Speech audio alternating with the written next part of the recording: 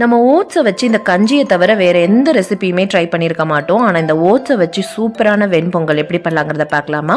இதுக்கு நான் 1/4 கப்பு பாசிப்பருப்பு எடுத்திருக்கேன். அதோட கொஞ்சமாக மஞ்சள் போட்டு தண்ணி ஊற்றி நம்ம வேக வச்சு எடுத்துக்கலாம். 1 கப்பு நான் ஓட்ஸ் எடுத்திருக்கேன். இது கொஞ்சமாக நெய் போட்டு நல்லா வறுத்துக்கலாம்.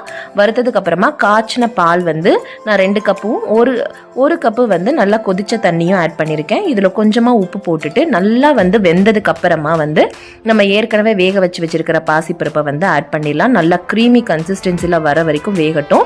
வெந்ததுக்கு அப்புறமா கொஞ்சமாக தாளிப்புக்கு நெய்யும் எண்ணெயும் ஆட் பண்ணிவிட்டு சீரகம், மிளகு, பொடுசாக நறுக்குன இஞ்சி, கருவேப்பிலை, அப்புறமா கொஞ்சமாக பெருங்காயத்தூள் இது எல்லாத்தையும் போட்டுட்டு இதோட கொட்டிடுங்க. கொட்டிட்டு நீங்கள் சட்னியோ இல்லை சாம்பாரோ வச்சு சாப்பிட்டு பாருங்கள். இது ஓட்ஸுன்னு யார் சொன்னால் யாருமே நம்ப மாட்டாங்க. அந்த அளவுக்கு நார்மல் பொங்கல் மாதிரியே அவ்வளோ ருசியாக இருக்கும்.